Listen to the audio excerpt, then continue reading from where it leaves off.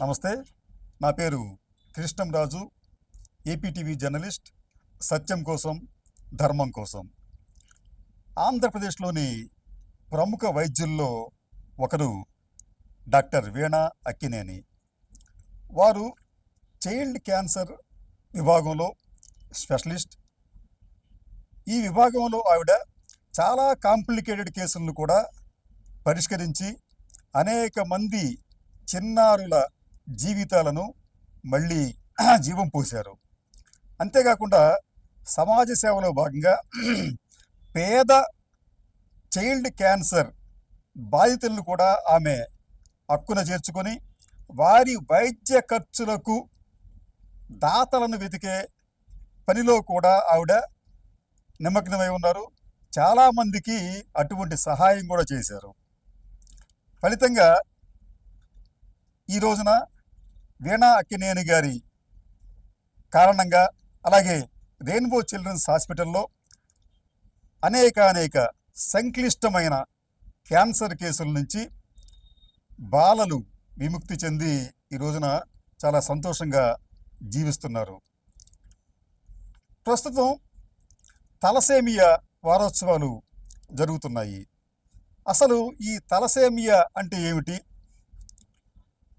దీన్ని ఎలా గుర్తించాలి, దీనికి పరిష్కార మార్గాలు ఏమిటి అన్న అంశాలకు సంబంధించి డాక్టర్ వీణా అక్కినేని గారిని అడిగి తెలుసుకుందాం. నమస్తే డాక్టర్ గారు. నమస్తే అండి. మీరు చెప్పినట్టు చైల్డ్ క్యాన్సర్ విభాగంలో మీరు one of the leading doctor. నిజంగా చెప్పాలంటే మీరు ఒక సంజీవిని హస్తం లాంటి వ్యక్తిగా మీరు పేరు పొందారు. ఎందుకంటే నేను కూడా గమనించానండి, అనేక మంది చైల్డ్ క్యాన్సర్తో చిన్నారుల్లో క్యాన్సర్తో బాధపడుతున్న వారు ఇంక హోప్లెస్ అండి, బతకడం కష్టం అన్న కేసులను కూడా మీరు పరిష్కరించారు. ఇప్పుడు ఆ చిన్నారులు సంతోషంగా జీవనం సాగిస్తున్నారు. అది ఒక అంశం అయితే, ఇప్పుడు తలసేమియాకు సంబంధించి కూడా ఇది ఒక పెద్ద సమస్యగా మారిందండి మన సమాజంలో, ముఖ్యంగా చిన్నపిల్లల్లో. దీనిని మనం ఎలా గుర్తించాలి? రెండోది, దీనిని మనం ఎలా పరిష్కరించాలి? మూడోది, ఈ పరిష్కార నేపథ్యంలో సుమారుగా ఎంత ఖర్చు అవుతుంది? ఎందుకంటే ఈ రోజున వైద్యం అనేది చాలా కాస్ట్లీగా తయారైందని చెప్పి ఒక భావన ఉందండి. దీనిని ఈ పేద తరగతికి చెందిన వారు ఎలా అధిగమించగలరు? సో థ్యాంక్ యూ అండి. బేసికలీ తలసీమియా అంటే ఏంటి అంటే ఒక పుట్టుకతో వచ్చిన బ్లడ్ ప్రాబ్లం. అంటే ఇది జెనెటిక్ బ్లడ్ డిజార్డర్ అండి. మామూలుగా ఏంటి, మనకి రక్తంలో హిమోగ్లోబిన్ అనే పదార్థం ఉంటుంది. ఈ హిమోగ్లోబిన్ ఆక్సిజన్ని కలుపుకొని ప్రతి అవయవానికి ఆక్సిజన్ సప్లై చేసి మనం ఆరోగ్యంగా ఉండడానికి హెల్ప్ చేస్తుంది. అదే తలసేమియాలో ఏమవుతుందంటేనండి, ఈ హిమోగ్లోబిన్ పుట్టడానికి కావలసిన పదార్థాలు పుట్టుకతోనే లోపిస్తాయి. అంటే దాని తయారీ విధానంలో లోపం చెంది రక్త కణాలు విరిగిపోతాయి. కాబట్టి ఆక్సిజన్ అనేది అవయవాలకి సరిగ్గా అందదు. కాబట్టి వీళ్ళకి ప్రాణం కూడా ఇబ్బందిలో పడి ప్రాణం మీదకి వచ్చే ఛాన్సెస్ ఉంటుంది. ఎందుకు అంటే రక్తం విరిగిపోతుంది. కాబట్టి మనం ఏం చేయాలి, వీళ్ళకి ప్రతి 3 వారాలకి 4 వారాలకి రక్తం ఎక్కిస్తూ ఉండాలి. ఎవరికైనా కానీ ఒక్కసారే పుడతారు పిల్లలు, కానీ ఈ తలసేమియా బారిన పడిన పిల్లలు మాత్రం ప్రతి నెల వాళ్ళకి మరొక జన్మలాగానే. ఎందుకంటే వాళ్ళకి ప్రతి నెల రక్తం ఎక్కించకపోతే వాళ్ళకి జీవం అనేది సాగదు. కాబట్టి రక్తం విరిగిపోతుంది, మళ్ళీ కొత్త రక్తం ఎక్కిస్తానే ఉండాలి. ఎందుకు అంటే ఇది పుట్టుకతో వచ్చే ప్రాబ్లము. ఎలా తెలుస్తుంది మనకి ఇది అంటే, మామూలుగా 6 నెలలు, 4 నుంచి 6 నెలల వరకు పుట్టంగానే బాగానే ఉంటారు పిల్లలు. ఎందుకంటే తల్లి రక్తము పిల్లల్లో ఉంటుంది కాబట్టి. 6 నెలల తర్వాత తల్లి రక్తం తక్కువైపోయి వాళ్ళ రక్తం ఎప్పుడైతే ఉత్పత్తి అవుతుందో, వాళ్ళకి కనుక ఆ ప్రాబ్లం ఉంటే వాళ్ళు మెల్లమెల్లగా పాలిపోయినట్టు, బాగా ఆకలి లేకుండా, పాలు సరిగ్గా తాగకుండా, ఊపిరి సరిగ్గా అందకుండా, బాగా డొక్కలేస్తూ ఆయాసంగా ఉండడము. కొంతమంది బరువు పెరగరు. కొంతమంది బాగా పొట్ట ఉబ్బిపోయి గడ్డల్లాగా లివర్, స్ప్లీన్ అనేవి తెలుస్తా ఉంటాయి. ఇలాంటి వాళ్ళలో మనము పాలిపోయినట్టు ఉంటే బ్లడ్ టెస్ట్ చేయించుకుంటే మనకి తలసేమియా ఉందో లేదో అన్నది తెలుస్తుంది. మరి ఇంత కాంప్లికేటెడ్ ప్రాబ్లము మన జీవితాల్లో కేవలం పిల్లలకే కాదు, వాళ్ళ ఫ్యామిలీకి కూడా చాలా ఎమోషనల్గా, ఫైనాన్షియల్గా చాలా భారాన్ని ఇస్తుంది వాళ్ళకి. ఎందుకంటే ప్రతి నెల గుచ్చించుకుని బ్లడ్ ఎక్కించుకోవడం అంటే మాటలా అది? అసలు చాలా కష్టమైన పరిస్థితి. కాబట్టి దీన్ని మనము భవిష్యత్తులో ఎవ్వరికీ రాకుండా మనం నివారించొచ్చు. ఇది మన చేతుల్లోనే ఉంటుంది. ఎలా నివారించొచ్చు అంటే కేవలం ఒక సింపుల్ టెస్ట్ అండి. అంటే పెళ్లి చేసుకునే ముందే, మ్యారేజ్కి ముందే వాళ్ళు ఎవరైనా బ్లడ్ టెస్ట్ చేసుకోవడం, లేకపోతే అట్లీస్ట్ ప్రెగ్నెన్సీ ప్లానింగ్ అప్పుడు కానీ, ఆర్ అట్లీస్ట్ ప్రెగ్నెన్సీ ఇమీడియట్గా కన్ఫర్మ్ అయిన వెంటనే, అంటే పుట్టడానికి ముందే మనం టెస్ట్ చేయించుకుంటే. ఏం టెస్ట్?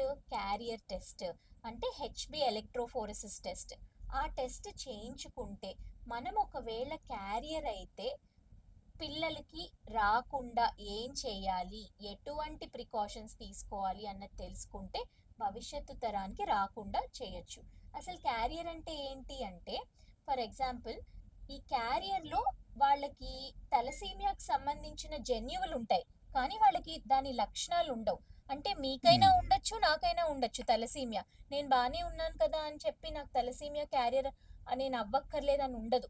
టెస్ట్ చేయించుకుంటేనే తెలుస్తుంది. సింపుల్గా చెప్పాలంటే క్యారియర్ అంటే వాళ్ళకి ఏమీ ప్రాబ్లం ఉండదు. వాళ్ళ ద్వారా భవిష్యత్తు తరానికి వచ్చే ఛాన్సెస్ ఉంటుంది. వాళ్ళు ఆ భవిష్యత్తు తరానికి ఈ ప్రాబ్లమ్ని పాస్ చేయకూడదంటే టెస్ట్ చేసుకుని సరైన ప్రికాషన్స్ తీసుకోవాల్సిందే. చాలా సింపుల్ బ్లడ్ టెస్ట్ అది. దీనికి సంబంధించిన ఒక అపోహ ఏంటంటే ఖర్చులు చాలా అయిపోతాయి అనే ఒక భావన ఉందండి. తర్వాత మీరు ఈ బ్లడ్ ట్రాన్స్‌ఫ్యూజన్ అంటామా? ఏమంటారు? రక్త మార్పిడి చేయాల్సి వస్తుంది కదా! దానికి ఎంత ఖర్చు అవుతుందండి? ఎన్ని సార్లు చేయాల్సి వస్తుంది? సో ఒకసారి ఎవరైనా తలసేమియాగా నిర్ధారణ అయితే వీళ్ళకి కేవలం as of now blood transfusions, అంటే రక్త మార్పిడి, ప్రతి నెల రక్తం ఎక్కించుకోవాల్సిందే. తప్పలేకపోతే వాళ్ళకి రక్తహీనత వచ్చి లైఫే రిస్క్లో ఉండే అంటే అవకాశం జీవితాంతం ఉంటుంది. చేంజ్ జీవితాంతం ఎక్కించుకోవాలి. కానీ ఏంటి అంటే ఇప్పుడు మనకి లాస్ట్ ఒక 5 years నుంచి చెప్పాలంటే మూల మార్పిడి, అంటే బోన్ మ్యారో ట్రాన్స్ప్లాంట్ అనేది మనకి ఇప్పుడు ఎలిజిబుల్గా, అంటే మనకి దొరుకుతుంది ఈ ట్రీట్మెంట్ ఆప్షన్స్. అంటే ఏంటి, ఒక లివర్ ట్రాన్స్ప్లాంట్, హార్ట్ ట్రాన్స్ప్లాంట్ ఎలాగా, గుండె మార్పిడి, లివర్ మార్పిడి, అలాగే బోన్ మ్యారో ట్రాన్స్ప్లాంట్ అంటే రక్త కణాలు ఎక్కడైతే ఉత్పత్తి అవుతాయో దాన్నే మార్చేయడం. ఆ ట్రీట్మెంట్ అనేది ఇప్పుడు మనకి అవైలబిలిటీగా ఉంది. కానీ అది కూడా ఇంకా చాలా కాస్ట్లీ ప్రొసీజర్, ఇంకా వైడ్గా అవైలబిలిటీ లేదు కాబట్టి ఆ ట్రీట్మెంట్తో కూడా కొన్ని కాంప్లికేషన్స్ వచ్చే ఛాన్సెస్ ఉన్నాయి. కాబట్టి సింపుల్గా మనం అది నివారించుకోవచ్చు, రాకుండానే చేయొచ్చు. కాబట్టి టెస్ట్ చేయించుకుంటే సింపుల్.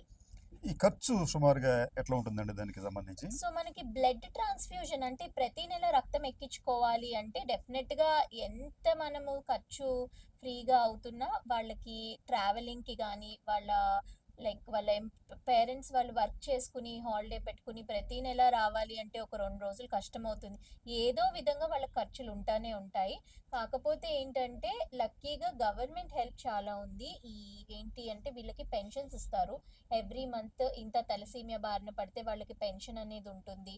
అలాగే బ్లడ్ ట్రాన్స్ఫ్యూజన్స్ కూడా చాలా మందికి తలసీమియా అని తెలిస్తే వాళ్ళు తలసీమియా ఫౌండేషన్స్, రెడ్ క్రాస్ సొసైటీస్లో కానీ దగ్గరలో ఉండే ఫౌండేషన్స్ని రిజిస్టర్ చేసుకుంటే బ్లడ్ కూడా వాళ్ళకి ఫ్రీగా వస్తుంది. అది కూడా ఫిల్టర్డ్ బ్లడ్, ఫిల్టర్ వేసుకుని బ్లడ్ ఫ్రీగా ఎక్కించుకుని వెళ్ళొచ్చు. వీటి వల్ల వచ్చే కాంప్లికేషన్స్కి కూడా మెడిసిన్స్ కూడా వాళ్ళు ఇస్తారు. కాకపోతే ఎలా వేసుకోవాలి, కరెక్ట్గా ఉందా లేదా బాడీ అని చెప్పుకోవడానికి, మనం మానిటర్ చేసుకోవడానికి కంపల్సరీ వాళ్ళు పీడియాట్రిక్ హెమటాలజిస్ట్ని కలవాలి. డాక్టర్ వీణా గారు, ఇప్పుడు ఈ తలసేమియా బాధితులు మేము బాధితులం కాదని చెప్పి వారికి తెలియకుండా వారి బ్లడ్‌ను ఇతరులకి ఎవరికన్నా ఇస్తే ఇతరులకు కూడా ఇది క్యారీ అవుతుందంటారా? సో అలాగా తలసేమియా బాధితులు అంటే వాళ్ళే ఒకవేళ బ్లడ్ డొనేట్ చేస్తే, వాళ్ళ బ్లడ్ తెలియకుండా. తెలియకుండా ఉమ్, అలాంటి ప్రాబ్లమ్స్ ఏముండవు. వాళ్ళు బ్లడ్ డొనేట్ చేయొచ్చు, బ్లడ్ ఎక్కించొచ్చు. ప్రాబ్లమ్ ఏమీ ఉండదు. ఉమ్, ఇది ఏంటంటే బ్లడ్ ద్వారా సోకే ప్రాబ్లమ్స్ కాదు. ఉమ్. ఫర్ ఎగ్జాంపుల్ ఇప్పుడు ఇన్ఫెక్షన్స్ ఉంటాయి. బ్లడ్ ద్వారా సోకే ఇన్ఫెక్షన్స్. వాటన్నిటికి కూడా బ్లడ్ ఎక్కించే ముందు స్క్రీన్ చేస్తారు. అలాంటి ప్రాబ్లం ఈ తలసీమియా కాదు. దగ్గితే, తుమ్మితే బ్లడ్ ఎక్కిస్తే ఎక్కే ఏ ప్రాబ్లం తలసీమియా కాదు. ఇది జెనెటిక్ గా వచ్చే ప్రాబ్లం. కాబట్టి బ్లడ్ ద్వారా మాత్రం రాదండి. రెండోది డాక్టర్ గారు, మీరు ఈ చైల్డ్ క్యాన్సర్లో బాగా అనుభవం సంపాదించారు. మీరు one of the best doctors in, ఒక రకంగా చెప్పాలంటే ఇండియాలో చెప్పుకోవచ్చు. అసలు ఈ చైల్డ్ క్యాన్సర్ అనేది ఎందుకు ఇంత వైడ్ స్ప్రెడ్గా మారింది, ఎందుకు ఇంత ప్రివిలెంట్గా మారింది? ఆ, ఇదేమన్నా మనం ముందుగానే ప్రివెంట్ చేసేందుకు ఆస్కారం ఉందా, ఎర్లీగా డిటెక్ట్ చేసేందుకు ఆస్కారం ఉందంటారా? సో నార్మల్‌గా క్యాన్సర్ అంటేనే చాలా మంది భయపడిపోతా ఉంటారు. ఆ వర్డ్ వింటేనే అసలు వినగూడని స్థితిలో వెళ్ళిపోతారు. ఎస్పెషల్లీ ఇంకా పెద్దవాళ్ళ క్యాన్సర్ అంటే ఇప్పుడు మనం వింటుంటే ప్రతి ఇంట్లో ఎవరికో ఒకళ్ళకి క్యాన్సర్ అని వింటానే ఉంటున్నాం. అదే క్యాన్సర్ చిన్న పిల్లలకి ఎఫెక్ట్ అయితే ఇంకా కంప్లీట్‌గా ఫ్యామిలీస్ అన్నీ బ్రేక్ అయిపోతాయి. ఇక్కడ చాలా మంది ఫ్యామిలీస్‌ని నేను చూస్తా ఉంటాను. బట్ ఎలా మనం అది క్యాన్సర్ అసలా ఎందుకొస్తుంది పిల్లలకి? ఏంటి? ఎలా ప్రివెంట్ చేయొచ్చు? అని చాలా క్వెషన్స్ వస్తాయి వాళ్ళకి. సో, ఫస్ట్ ఆఫ్ ఆల్ పెద్దవాళ్ళకి ఏంటంటే స్మోకింగ్ చేయడం వల్ల, సిగరెట్ తాగడం వల్ల, అలా గుట్కా, పాను వాటి వల్ల లైఫ్ స్టైల్ మెజర్స్ వల్ల క్యాన్సర్స్ వచ్చే ఛాన్సెస్ ఉంటాయి. బట్ పిల్లల్లో ఇప్పటి వరకు దేని వల్ల క్యాన్సర్స్ వస్తాయి అన్నది ఎక్కడా గూడా మనకి ప్రూవ్ అవ్వలేదు. అంటే దీనివల్ల ఫోను వాడడం వల్ల ఎక్కువొస్తుందా? లేకపోతే మనం వాడే గ్యాడ్జెట్స్ వల్ల వస్తుందా? మనం తినే ఫుడ్ వల్ల వస్తుందా? అంటే ఇప్పుడు ఏం ఫుడ్ తింటున్నామో బయట మనకు తెలీదు. వెజిటబుల్స్ కూడా అసలు కరెక్ట్ వెజిటబుల్సా? ఫ్రూట్సా? అవన్నీ గూడా చాలా అంటే కల్తీగా ఉన్నాయి అని మనం చాలా చూస్తా ఉంటాం. బట్ వీటన్నిటి వల్ల క్యాన్సర్ వస్తుందా పిల్లలకి అంటే ఎక్కడా గూడా ప్రూవ్ అవ్వలేదు. రిసర్చ్‌లో అయితే ఇప్పటి వరకు మనకి ఎందుకొస్తుంది అన్నది తెలీదు. కాకపోతే ఒకవేళ లక్షణాలు అలా ఏమన్నా అనిపిస్తే వెంటనే మనము కలుసుకొని ట్రీట్మెంట్ తీసుకుంటే మాత్రము మంచి రిజల్ట్స్ ఉంటాయి. సిమ్టమ్స్ ఒకసారి చెప్పండి. సో పిల్లల్లో క్యాన్సర్‌కి పలానా సింప్టమ్స్ అని కరెక్ట్‌గా ఉండవు. అంటే ఇదొస్తే ఇది క్యాన్సరే అని మనం ఎప్పుడు చెప్పలేం. కానీ ఏదైనా గానీ ప్రాబ్లమ్స్ ఎక్కువ రోజులు తరచుగా ఉంటే డెఫినెట్‌గా మనం క్యాన్సర్ రూల్ ఔట్ చేసుకోవాలి. అంటే మామూలుగా జ్వరం వస్తే 3 రోజులు తగ్గుతది, 4 రోజులకు తగ్గుతది. మహా అయితే వారం రోజులకు తగ్గుతది.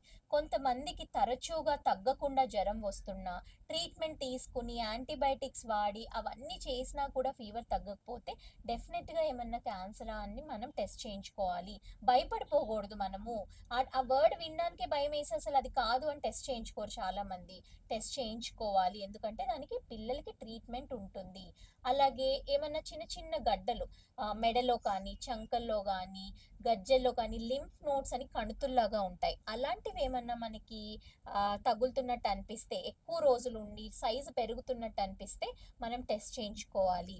అప్ ఆహ్, బాగా పాలిపోయినట్టు అనిపించినా సడన్‌గా ఒకేసారి రక్తము గడ్డగట్టినట్టు ఇలా చర్మం మీద మచ్చలు రావడము, దెబ్బలు తగలిపోకుండానే కందిపోయినట్టు మచ్చలు రావడము అలాంటివి ఉన్నా కానీ మనం టెస్ట్ చేయించుకొని, ప్లేట్లెట్లు టెస్ట్ చేయించుకొని క్యాన్సర్ ఉందా లేదా అని టెస్ట్ చేయించుకోవాలి.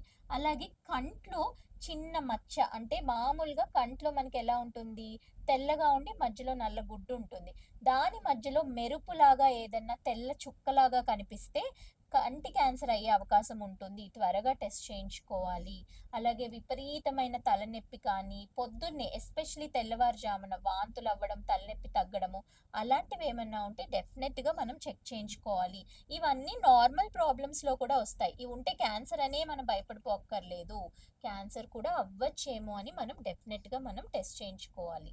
డాక్టర్ గారు, మీ అధ్యయనంలో ఈ చైల్డ్ క్యాన్సర్కి సంబంధించి ఎక్కువగా ఎటువంటి రకమైన క్యాన్సర్స్ పిల్లల్లో వస్తున్నాయండి? అంటే ఇప్పుడు మనకి రకరకాల క్యాన్సర్స్ ఉన్నాయి మనకి. అది ఈ చైల్డ్కి వచ్చేటప్పటికి ఏ అంగానికి వాళ్ళు ఎక్కువగా గురవుతున్నారు ఈ క్యాన్సర్తో?